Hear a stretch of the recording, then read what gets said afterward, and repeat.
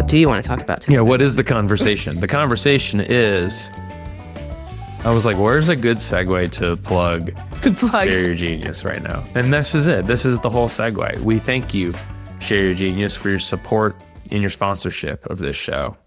Because without you, this wouldn't be possible. So if you, dear listener, have thought about starting a show and you haven't done it yet, because you're like, who can I trust to edit this and produce my baby? Or if you're already producing a show and you're doing it yourself and you're saying, how could I possibly trust someone to produce my baby? Look no further than our favorite genius team over at Share Your Genius. Tell them Nick and Erica sent you. Nick, stop trying to make produce my baby happen. I don't know. I mean, your show is like your baby. It is. It's like, I just couldn't, it was hard for me to let go of the first time. But you learn to cope with that. Yeah. And, or you could just hire them before you ever try it yourself, like me. And then you don't even, it all just feels magical and wonderful. And there's no emotional support transition needed. I have a conflicting opinion on this one. Go ahead. Which was, I felt like I had to edit I edited the first like 10 or 11 episodes of 1000 Rounds. And I felt like I had to do it to realize how difficult it is to do it to the level that I That is actually correct. Part of me, I was like, if I don't struggle doing this, like I value the service in a different way. So I it was completely hard. agree. And then like from my point of view, because you did that and you're my co-founder, I can just take that, like you did it, so therefore I did it and I don't have to. Yeah, the transitive property, like you have now edited all the shows, but also like the trust layer, like all that stuff has been built. Yeah. Like that social capital, or that I do think relational founders capital. and especially solos, like before you outsource, you should probably know what the hell it is that you're outsourcing, just so you can discern if it's good or not. Yeah, And that's another or how plug. hard like, it is. Like, or how hard it is. And go try to design something and be like, the design is very hard. Like I should probably not tell this designer what to do. What a show plug. But that was good. That's important. It's important context. Okay. Yeah. What are we talking about today? I want to talk about types of scope. The different types of work and scopes that you can set up for your business and the types of services. And this is a continuation of the whole like recurring problems require recurring solutions conversation. And I want to go like 7 layers deeper. Yeah. In that conversation, and if you missed it, that's an episode that you can listen to before or after. It doesn't really matter when, but we went really deep into the different types of problems you can solve and like our POV on which one we prefer. However, it's just so much deeper than there's only these 2 problems and therefore pick one and that's it.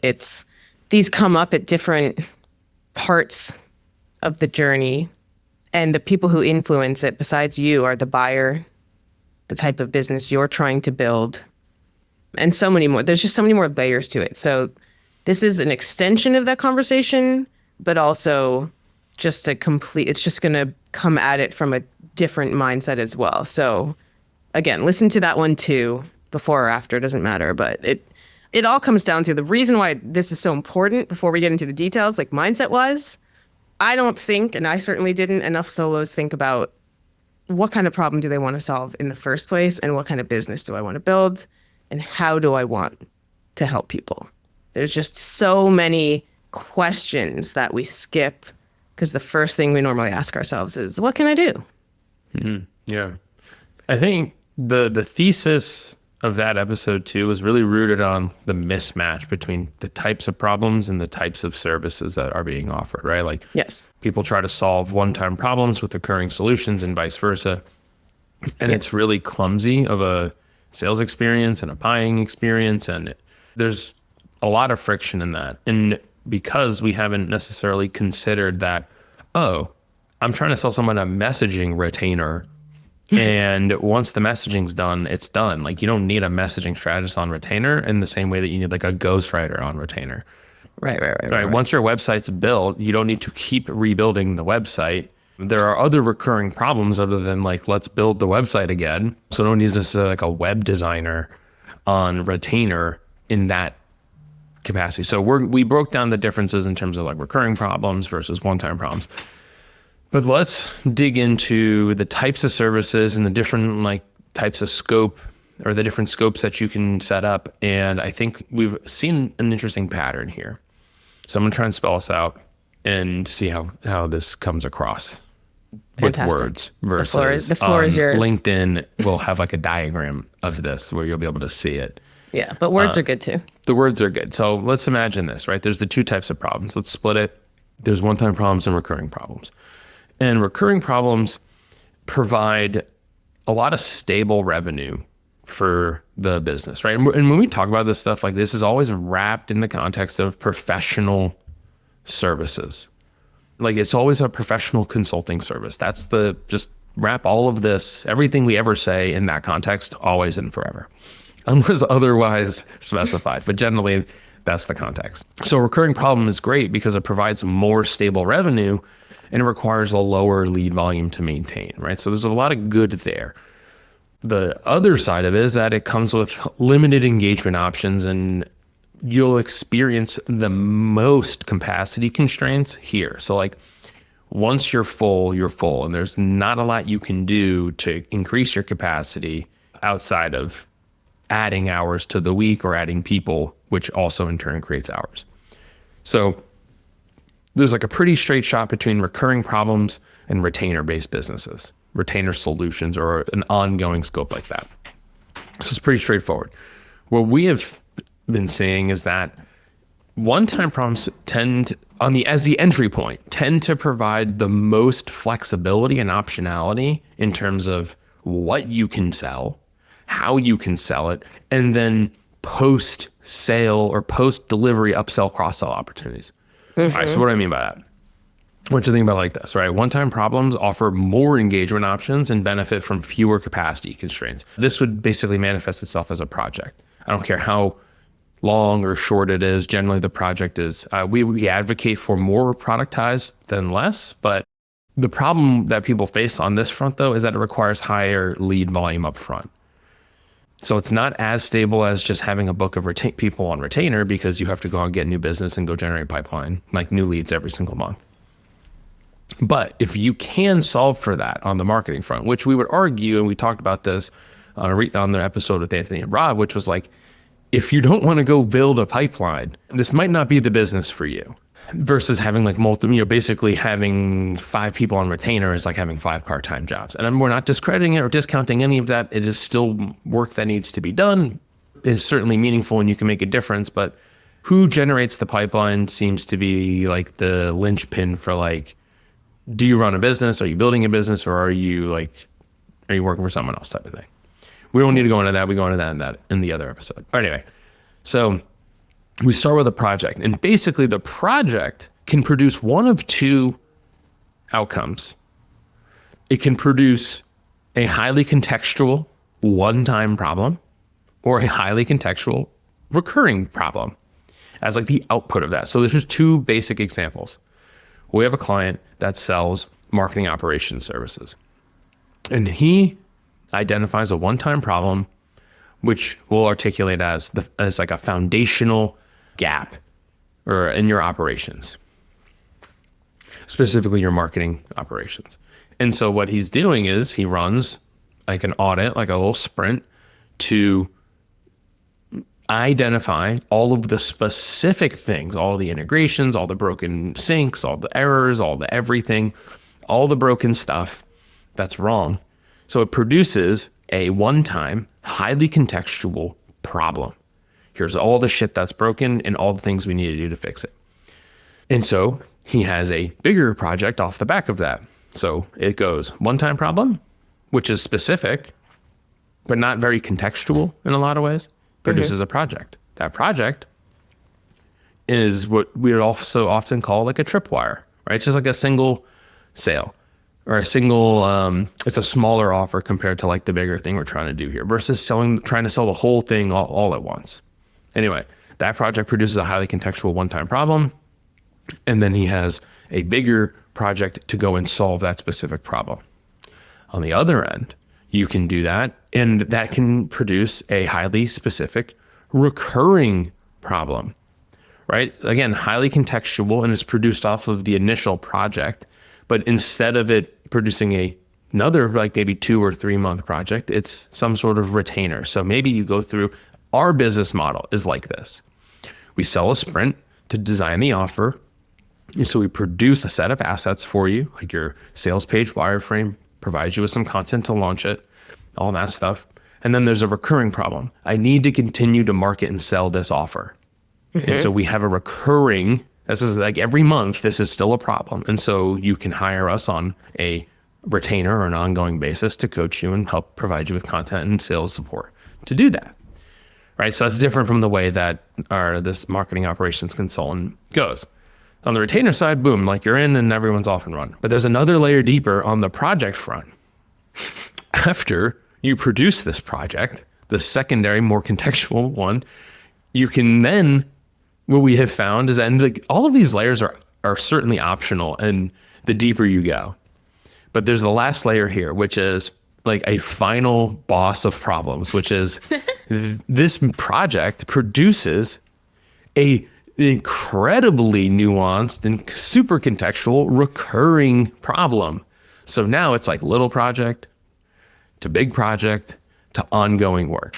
And it is super non-obvious. And this depth is very uncommon, but it is a result of prior problems being solved, right? Problems beget new problems. So to wrap up this soapbox, in this context, right, the marketing operations context, what he did was we realized that after we solve all of these integration issues and these workflow issues, like think HubSpot automation, just for like the sake of discussion, he can have people on a retainer, and it doesn't have to be super expensive. You have people on a recurring basis that is all like error handling and monitoring.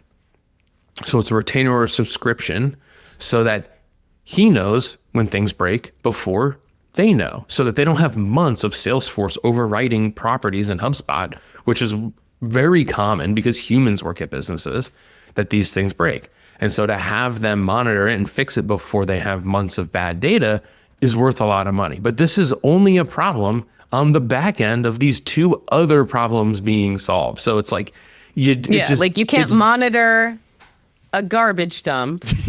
Yeah, there's nothing to monitor. Find the leaky, bag. Could you start there? I mean, like, sure. I'm sure there's businesses that only do error handling and monitoring, but yeah, but then you're literally monitoring a garbage dump. Like, right. All you're going to do is say, here's all the problems. Like, we can't. Look, all these bags leaked today. Okay. But can we not have leaky bags in the first place? Yeah. Can we plug all the holes? So anyway, so this is a very specific example because it's top of mind for us, but I think it's indicative of the greater thing, which is like, there are multiple layers here and you get to choose when you want to stop.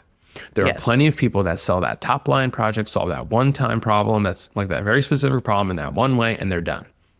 And then you do it enough times and you tend to see like, hey, on the back end of this, there tends to be this like more contextual thing. You've done this with us and now you need this other thing. Or there seems to be some other issue that arises. Problems beget problems. So you have the ability to solve them if you want, but the idea here is know to look for these things. And you get to decide like, how do you shape the types of things you're offering and the way that you engage in the scope of the work to solve them. Right. So there's no right or wrong way. This is like, I want to be very clear. I think that the solving a one-time problem up front provides you the most optionality, especially when you're looking like, how do I manage demand and supply? Like, how do we open up supply so that I can work with more than 4 people and earn more money? If my aspirations are to build a bigger business, I need to open this up. And maybe I don't want to necessarily have it be 100% relying on more people. Like, how can I get, there's this idea, I think it's a lot of unspoken stuff, which is we believe, and I believe it too, you should be able to get a lot further without introducing new or more resources. Like, there's a lot of reconfiguring that can be done to open up capacity and therefore increase like revenue potential.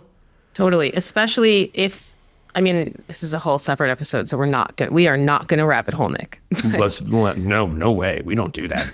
but We don't rabbit hole but around here. there's always, if you're trying to build a business, there comes a point in most of our solopreneur journeys where we go, do I want to keep doing this alone, or do I want to hire someone? And I don't mean employ someone. I mean just hire someone, like get help essentially.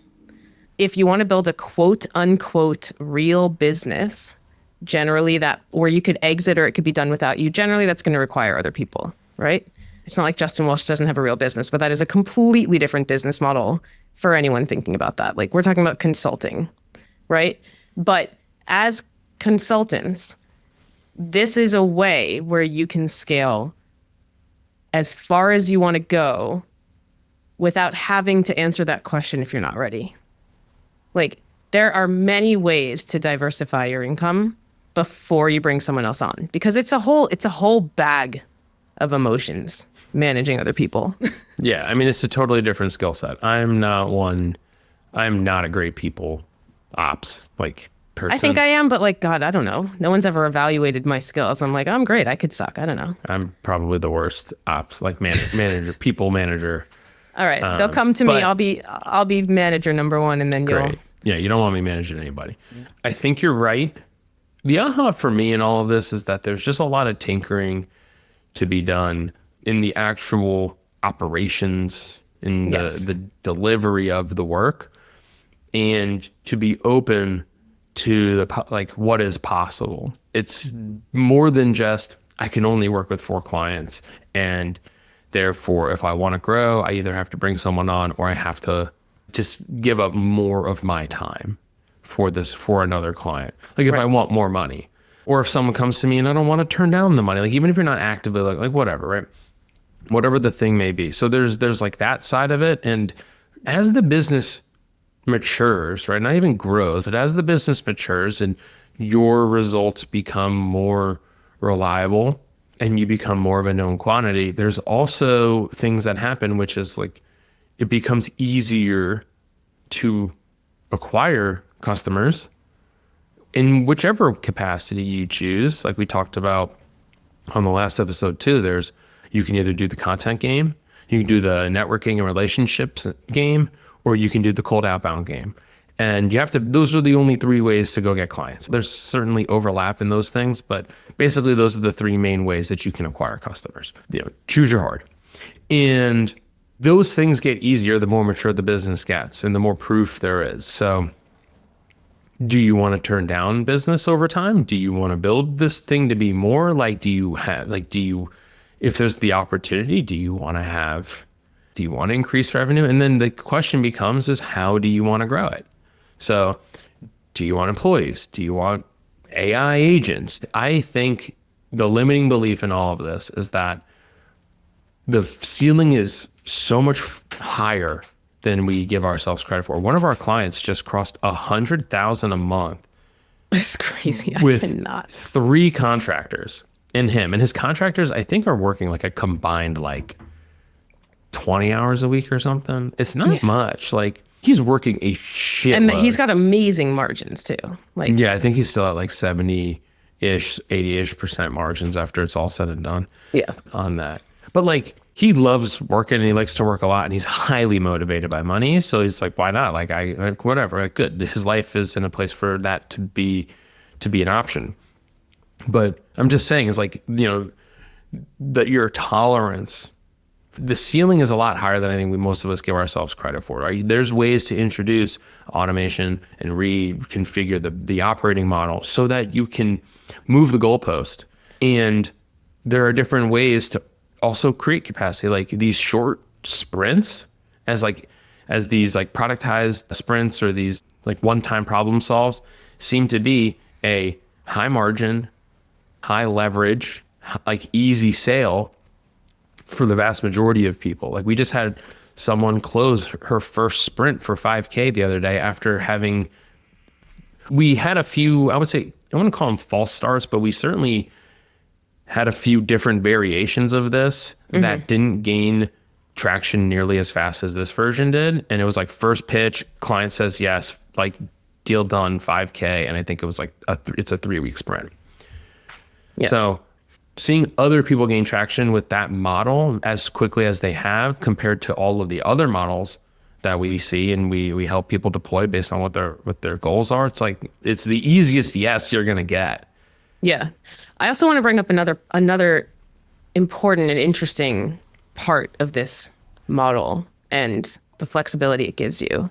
I think mentally, a lot of people also kind of freak out about niching down. Always. We could have a debate about niching, but Always. like for me, I understand personally as a content person who can do a lot of things, the stress of being like, but I like doing things. And what this sprint versus recurring or sprint to recurring allows you to do is start with one thing that you're really good at and then leave the option for bringing other skills that you have in to solve the then one-time highly contextual or recurring problem on the back end of the project that you could offer as an upsell. Like, Yeah. I'm not saying do content strategy for like the tripwire and then be like, on the back end of this content strategy, I can do email and social and this, like you still don't want to be doing all the things because then you get into custom scope land. And I think we should talk about that in a minute too. But it gives you a little bit more flexibility in the way that you can solve a problem instead of just doing one of your skills. And for me, I love that. I'm mostly doing social writing for clients right now, or social advising, social sparring. But obviously I can do a million things. And if a client comes to me and they're like, I'm ready to expand into a newsletter, if the problem of social gets solved-ish and they want to expand, cool, we can talk about that on the back end, but we're not starting there. It's almost like that part of the business does not even exist publicly or front facing. Like the only way to get to those things is to go through this. And let's talk about the customs, the scope, the spectrum of scopes. Yeah. I made that up just now, but I like it. So we're going to roll with it. The spectrum of scopes. Think about it this way. On the far left, you have totally custom, bespoke. Like every single line is brand new every single time you do it. Everything, no one has any clue what it's about to be until it is. And then on the other end of it, we have completely and totally productized assembly line. Every single decision has already been made in terms of what's going to happen, when it's going to happen. It's highly transactional in that way. It's like very easy to get and to understand. The other one, much more abstract, requires a little bit, like a lot more context and nuance to get over the finish line. Okay, so we have these two extreme opposites. Custom scoping, we believe, is the hardest way to build your business. It creates several constraints on the business. Mm-hmm. The most obvious being marketing. How the hell do you explain to people what you do if it's different every time, right? There's a lot of marketing constraints for that. Unless you have the best network in the world and people just magically appear in front of you asking if you can help them solve their very vague problems, and you have to go through this whole discovery process with them, like, gonna be really, really hard to get things going, get off the ground with a fully custom scope thing. Now, people would argue, well, what if I do custom web design? I think there's a lot of ways that you can inch toward productized, or the more well-contained version, which is what we would call standardized, right? So instead of we can build anything for you, we build iOS applications. This is top of mind because Robert gave this example in a recent LinkedIn post, and I was like, this is such a simple example, so I'm going to reuse it because it just makes sense. iOS applications.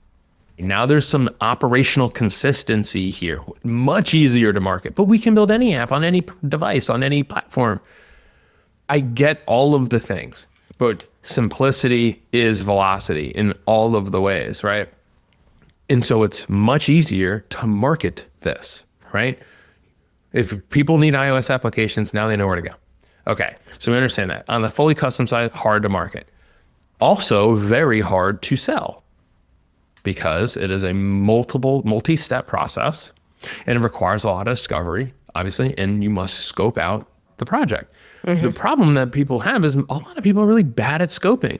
When I was at the agency, a huge problem was just poorly scoped projects, and especially websites. Sometimes when you've never built the thing you're about to build, you go, I think it will take us this long. And so therefore, we're going to build in this much time and energy and effort, whatever. If you're selling value-based value points or whatever the hell the way the agencies price now, it's like hours. I think it's going to take me 10 hours to build this calculator, this application. So, and then it takes you 20. Or there's a bunch of revisions that they want and that you didn't account for. Mm-hmm. This happened recently to a friend. He got hired for like $10K. And then he texted me at the end of the month and he's like, I think I just did like $40K worth of work and I'm really, really, really mad.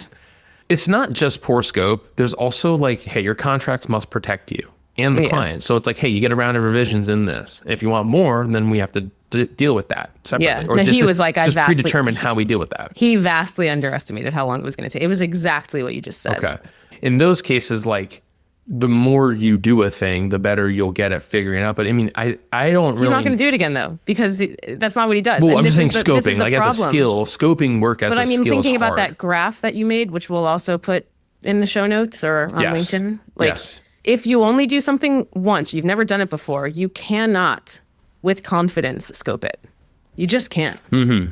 But if you then do it again, you've learned from the last time. You do it again, you learn from the last time. And that is how you get to the magical place of understanding what the hell you're doing and getting.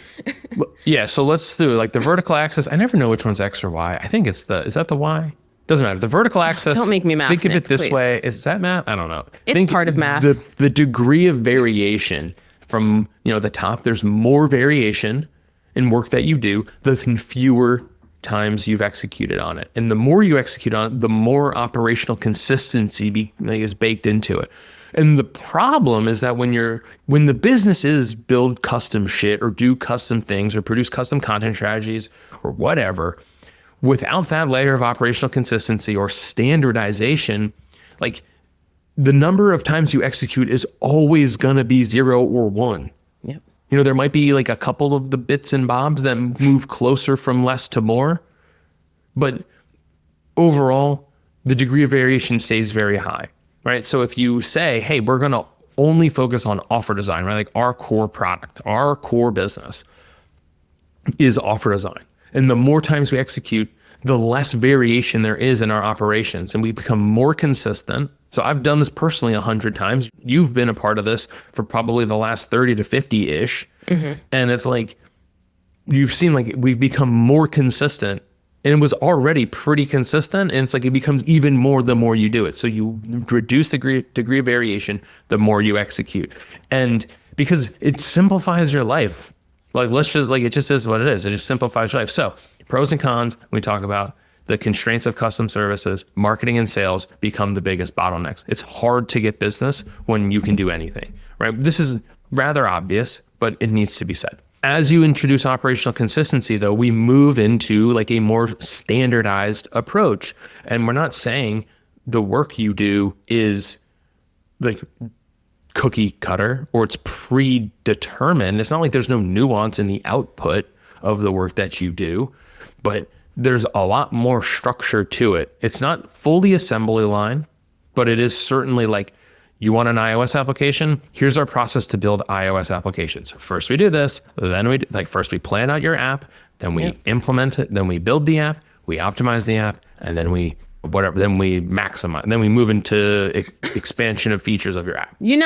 I used to be a technical project manager and I literally I sent these scopes. Yeah, you've learned 2 things about me today. Basically, what you're telling me is you've never looked at the part of LinkedIn that says my experience, which just proves everyone's point that no one gives a shit. Never once ever before, actually. Yeah, Nick's throwing a birthday party for his kids, and he was like, "How do I grill all these?" I was like, "I was a catering director. Did you know it?" And now I'm like, "I was a technical project manager.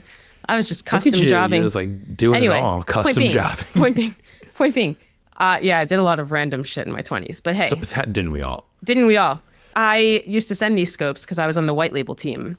And anytime that they wanted to go outside the scope, it was like minimum 20 to 100K. You got to pay up. If you want us to do anything outside of the scope, you're going to pay so much money. It's going to take so long and you're off the rails and whatever. And I hated it.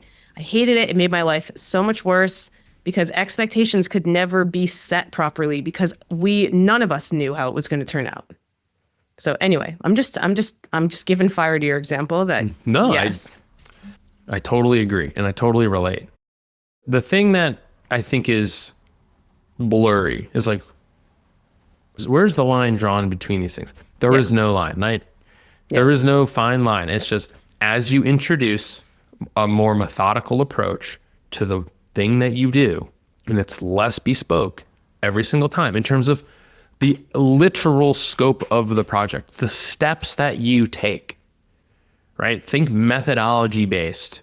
Like, right, you're applying the frameworks that already exist, and you have run that play multiple times. There's a high degree of certainty and reliability. And also, like, the more you do that thing, like, it's de-risking the sale for the buyer. Yeah. And then this is how we introduce or increase your capacity, introduce scalability potential into your business. Because now the thing, I've said this example before, it used to take me like 6 months. The first time I like did an offer for someone, was like, it took like 6 months. And now it's like, we could do it in 2 weeks. And that's only because you've learned from all of the things that work, that don't work. Times. Exactly. Yeah. And it was like, okay, so it went from fully custom, like, how do we build you like a custom offer? And when I say 6 months, it wasn't like 6 months to launch. It was like 6 months of like tweaking and refining and tinkering and all this stuff. But now it's like, we can shortcut all that shit and get straight to... I really want to center the buyer on this because I think people selfishly, unintentionally, because I've done this a lot, but we selfishly think, what's the best thing for me? Like, how am I going to make the most money? What am I going to do? But I personally strongly now from experience believe that the right question should be, what's the best thing for my client? And not what they think they need, what I know that's going to be the best thing for them. I don't think that you spending 6 months with someone custom scoping their offer was the best thing for that person. Like, being able to get it done for them now, it's not even about the amount of time. Like, yeah, shorter time to value is better, but your process is based on tons and tons of inputs of knowing that this is going to work. Like, allowing them to pay you to figure it out with you is something that you have, like, most of us have to do that at the beginning because we just don't know. But continuing to do that because you want to stay flexible or whatever, like, I think you're doing your clients a disservice because you are guessing for them every time. This might be a really hot take. People might completely disagree with me and get mad at me, but like, this is how I feel in the moment. I'm happy to be challenged. If there's like someone out there that customs everything and gets amazing results always, like, please come talk to me, but don't yell at me. I'm not trying to like offend you. I can't believe you'd offend everybody like that. And it's egregious and unforgivable. I just don't think it's the best outcome for the client. All right. There's two sides of this coin. Like, one side of this is that the assumption is people are selling things that they don't know how to do. That's not what I'm saying. I know. But I'm saying, like, then there's the other side of it. It's like, you know a thing really well, but you're rebuilding it from scratch essentially every time. I have a client who's probably one of the most well-respected names in content marketing. One of the few private like clients I have outside of the work that you and I do together. And he's one of the most respected names in content marketing. And he said to me, he showed me one of his strategy deliverables. And there's a point to this. It's exactly what you're talking about. He said, go ahead. I know this is like baby strategy. I know this seems like really like whatever. I think he said like elementary or like junior. He called it junior. He's like, I know this is like kind of like looks very junior, but like the clients are really wowed by this, or they like, this is like a lot for them to handle. And I'm like, dude, why are you like hedging? Like, give the people what they need. Like, showing them a super ding dong strategy doesn't make them successful, and it doesn't make you any more effective. Like, give them the thing that they need to get the job done. And I was like, dude, when you show them the junior strategy, you should lean in and be like, this thing is like that 50-page deck that everyone else does. Who gives a shit about that thing? Yeah. Show the people this and go, this is the $1 billion, whatever. This is like the super ding dong strategy that you really need. It's 2 pages and it's simple on purpose because all that other shit is just filler. So we've trimmed the filler and this is all the meat. Yeah. Right. And that's such a good point. Like people, I'm not saying that you're giving filler on purpose. no, totally. Yeah. But like they feel bad. There's this sense, I've mentioned this before. Elise Lemay told me, she's like, I feel bad when I don't she's as her ghostwriting client, she's like, I don't bleed for the content. If I don't struggle to write their stuff, like I feel like it was wrong. And I'm like, dude, no, the point is it's supposed to be easy for you. Yeah. It's supposed to be easy because you're good at the thing. Do you want to go to a mechanic and have them be like, let me fiddle for 6 months? Let me struggle and hopefully it'll work. Oh my God. No, it's a good example, right? Because it's like, no, don't feel bad that it was easy. They're paying you because it's easy for you to do. They're paying you. Put your headphones in and listen to a podcast while you fix my car. Please don't think too hard. Just do what you're good at. If you have to think really hard about it, like I feel like I'm in the wrong place. Yeah, like I your want car's you gonna to blow up. I want you to do this. I want you to be like, I do this all the time. I know exactly what's wrong here and I can fix it for you quickly. Like people pay more for it to be faster, right? So like this is indicative of the thing you're describing, which is like they want it to look or feel really dense or full or whatever. And then they kind of reinvent it because they feel some sort of way that it's not totally bespoke to this person. Like they did them a disservice because they didn't have to learn something new or spend hours agonizing over the formatting of the strategy or the plan or something. I'm like, dude, like the business works. You're good at what you do because you figured out all the shit that doesn't work. Stop reinventing the thing. Once you find a play that works, go run it. And like go run the play. You don't have to solve every new problem in the world either. Like solve the problems that you're really good at solving, you know? Just like, and so this is the thing. It's like, just give them a specific thing. Okay. But this is like, so we're shifting from custom to standardized, right? People come to you to solve their shitty content problems. And like their content is shitty and they say, we need someone to help us do it. Can you help us do it? Yes, we can do that. You take them through it and you say, here's your plan, right? Like there's a high degree of consistency across how you format their particular plan. It's not a bespoke plan. It's not like every person gets a different mix of shit, because you've done it. This is like this. I think this is the crux of a custom scope versus a standard scope versus a productized scope. When someone comes to you and says, can you help us solve our content problem? The custom scope's like, yes, for you, Erica, you're going to need 5 LinkedIn posts a week, 2 blogs, a case study, and a Twitter thread. And you're going to be like, okay, sure. And then they go off and they do that. And then the next person, they're going to be like, you need 1 LinkedIn post a week, Instagram reel and a TikTok and a this. And then all of a sudden, everyone's got a different mix of bullshit that you're doing for them. Versus the person that says, this is the most effective content mix I've seen. It's 5 LinkedIn posts a week, 1 blog. Everyone gets 5 LinkedIn posts and a blog every single week or every month or whatever. Right? It's just that level Nick, of straight up. What if they really, really also need a TikTok feed? Am I allowed to do that? They probably do need a TikTok thing. Good for them. Are you really fucking good at writing LinkedIn posts and creating TikToks? Yes, I can do everything. Good for you. Does that make an exponential impact? Can you charge double to add in TikTok? Like maybe not. Can you scale all the channels all at once? Like yeah, I think it comes down to focus, like and scalability. 80-20 everything in this life. Yeah. Right? 20% of all the content that you produce for people, if you're solving a content problem, 20% of it creates 80% of the impact. So trim off the other 80% of shit that you don't need right now. And this is why. And that's the key point. Right now. You want to do TikTok for them later? Cool. You can add it later. Think about our hierarchy here of like problems beget problems. So you go through it and you go, it seems to be that we have created a highly contextual problem for this business, which is LinkedIn's working. We're doing 5 LinkedIns a week and we have their 1 blog a week going out and everything is going amazing. And the question is do we expand to another channel?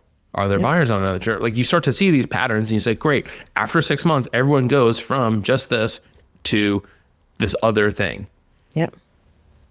Yep. They go into the next thing, but the next thing is not, well, you could go to TikTok, you could go to Instagram, you can go to Facebook. It's like everyone goes from LinkedIn to TikTok. I'm like, this is like a highly made up example, but the point remains, right? Is like, we want a high degree of consistency because it just simplifies your life. It does. It simplifies your life because you don't have to think. We want to like reduce the amount of like stretching and like overthinking we have to do.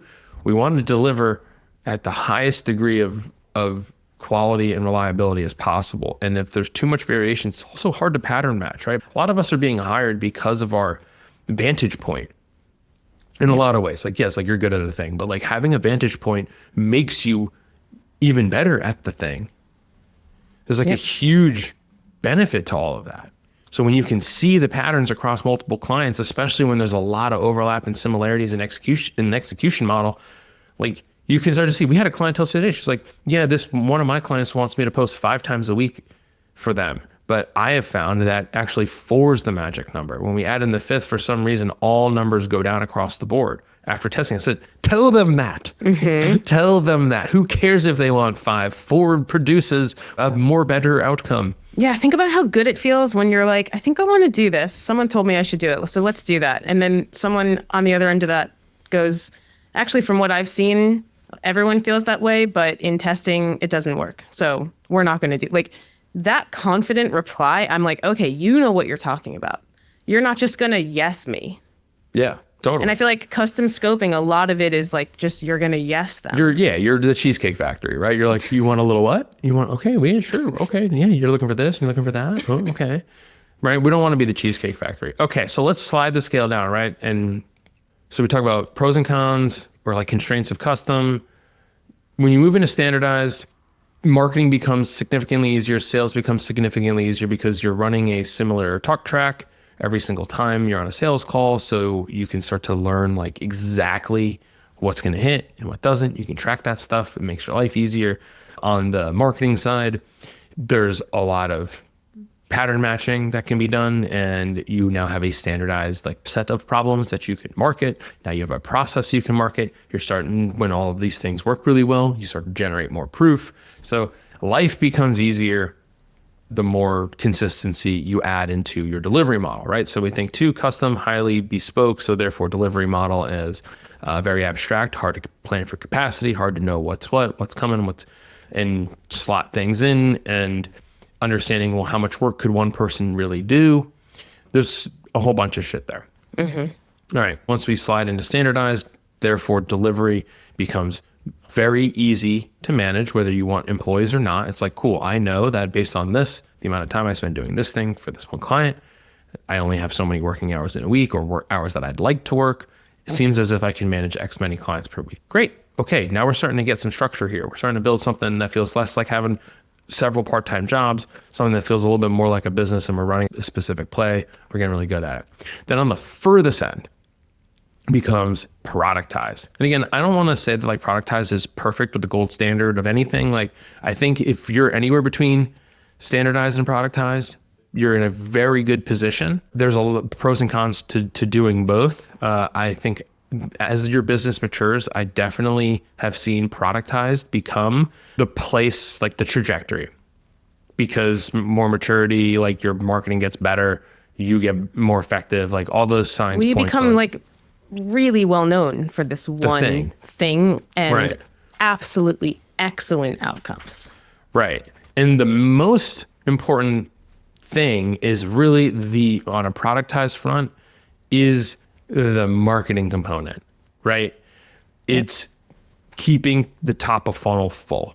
And that's where the wheels will fall off on, like, for people who are not ready. If you're too early and you go full productized, oftentimes we just can't fill the capacity. No. Or you'll like have a really strong race out of the gate, and then you just totally lose steam and you end up losing because you just can't, like, you went too fast. It's a marathon, not a sprint. You sprinted, you got excited, maybe you got 5 clients and you're feeling like I've got a business, and then the next month you can't make any money.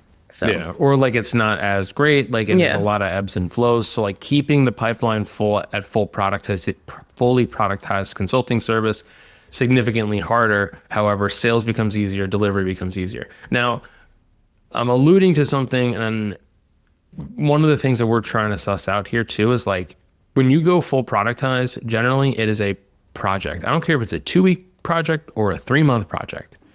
Productized has a set beginning and a set end. It's well contained. It doesn't just kind of like go on into the ether like a retainer would. Generally retainers, and this is why I think the first of all, the one-time problem concept in that like ladder of offers and engagement models and problems that we discussed at the top of this conversation makes so much sense here, because you can run that highly productized thing into a retainer that is less rigid, right? Still Yes. highly standardized, the way that like you and I are operating this business, Yep. right? The way that we see, or into a bigger project, the way we talked about as operations consultant doing it. So standardized tends to lend itself better for a retainer because it gives you the guardrails you need to run a play on in a consistent way, but it doesn't give you like the full, it doesn't put up so many guardrails, right? Yeah. Like I don't know, maybe someone can challenge me on this one or send me examples of this one, but I haven't seen a fully productized retainer. Yeah, I've been racking my brain. I can't think of one. If anyone thinks of one, definitely. The But way I that just I would don't- see it is like a standardized retainer would be like a lot of ghostwriters, right? Like it is, you get on a call with me for an hour a month and I give you a month's worth of content. Like that to me, I mean, I guess some would call that productized. I think the line is like a little blurry, right? Like, would that be a productized retainer? I guess it's a project that restarts every month. I guess you could treat, it would be like you treat it like that, a project every month, right? So Share Your Genius, I think, is also a good example of this, right? Like high level of standardization in their podcast production process. That's true. Right? And every month, it basically like, I need my podcast produced, recurring problem. It is not a full product. Like there is, every episode is different and requires them to do different things, but like they have systems in place to produce it and get it over to me. So I think like there's like a blurry line here, and honestly, I don't really know if it matters too much. I think the whole thing is like, see these inflection points in the business or see these forks in the road and just kind of understand, are we creating opportunity by doing this, or are we limiting opportunity by doing this and just selling it in the way that we're selling it? Yes. But Share Your Genius, they do one thing. They do podcast production. So they've already left the whole custom scope thing, and they're like, hey, we produce your podcast for you and the accompanying assets.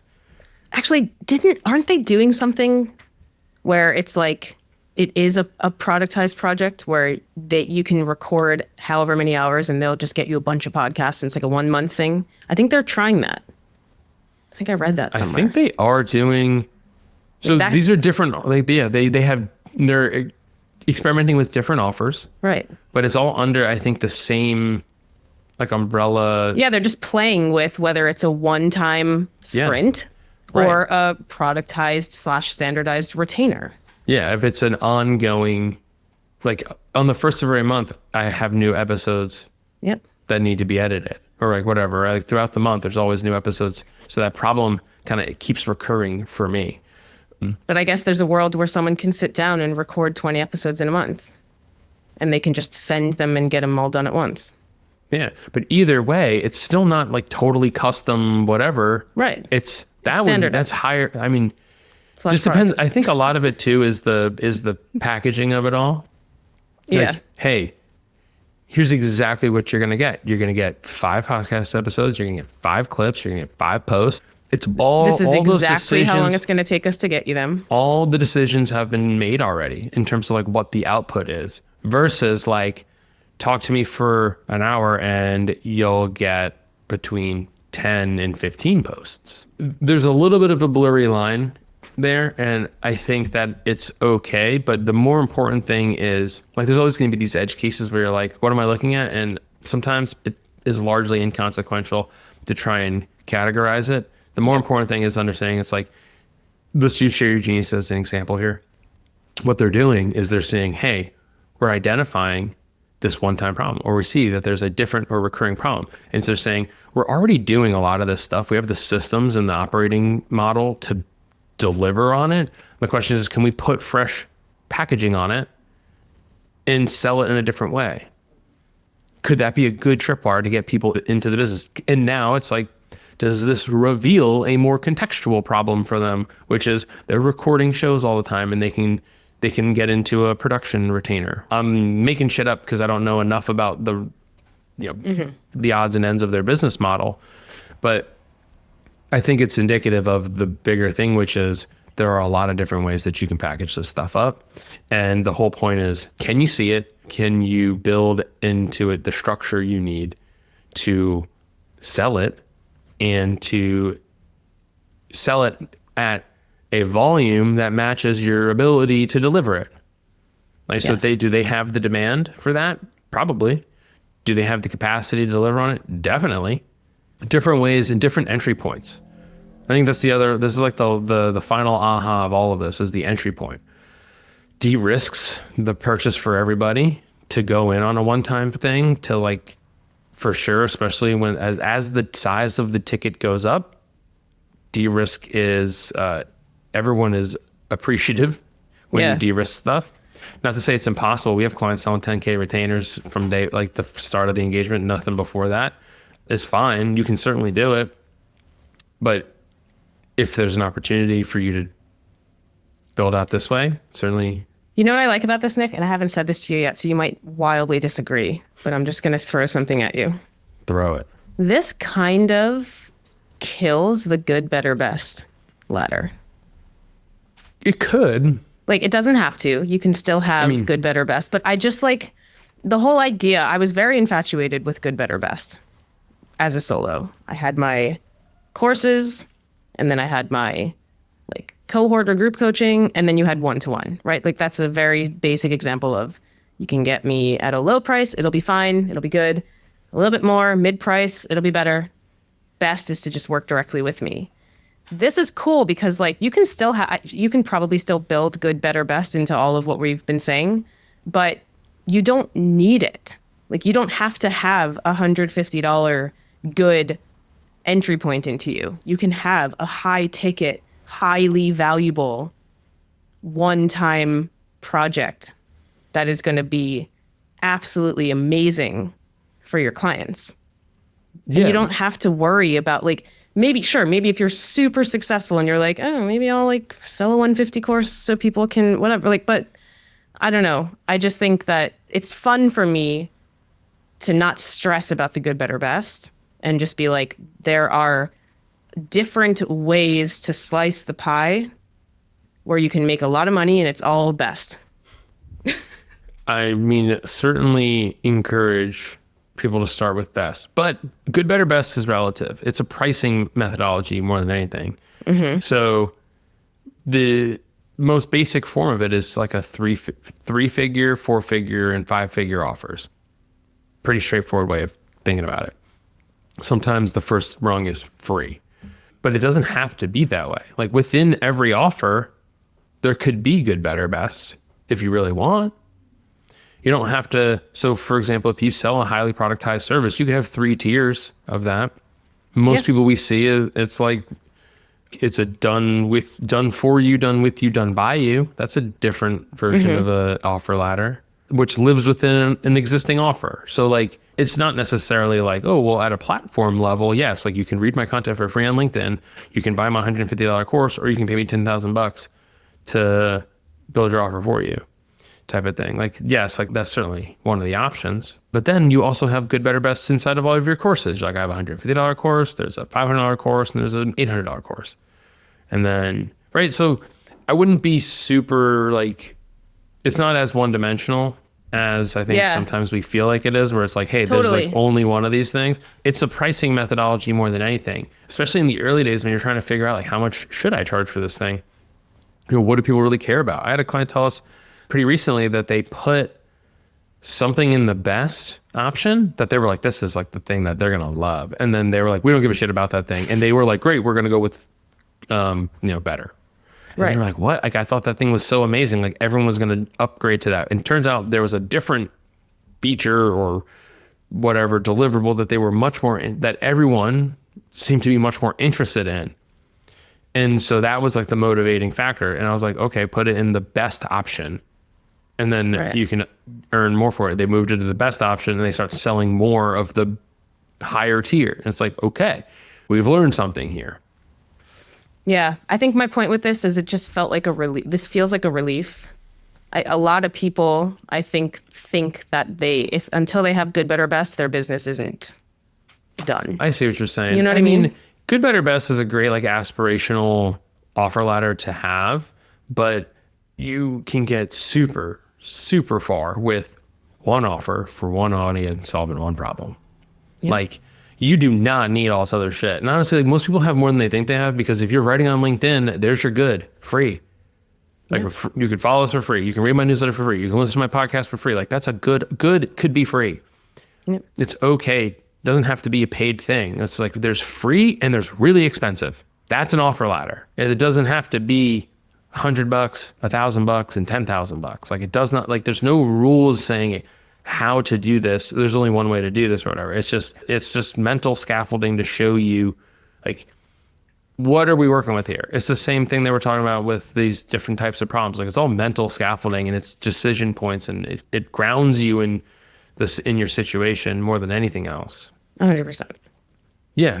Offer ladder, not dead, but certainly takes different shape when you at that level. Yeah. Cool. See, I disagree. I think I disagreed with you. Yeah, I love it. This is Nick and I this is all what we do in private. So I was like, well, I'll just throw something at him publicly. I don't know. Here's a thought. Here's a thought. All right. We got to end this. I'm starting to, like, Nick and I have to turn our air cons off to do this. And it's just like, I'm getting it's hot in here. It's moist. Sorry for saying that word. We're just going to end it back there. Okay. Well, let's end it back there. I gotta put my air con on. All right. Okay. There we go. Bye. Till next time.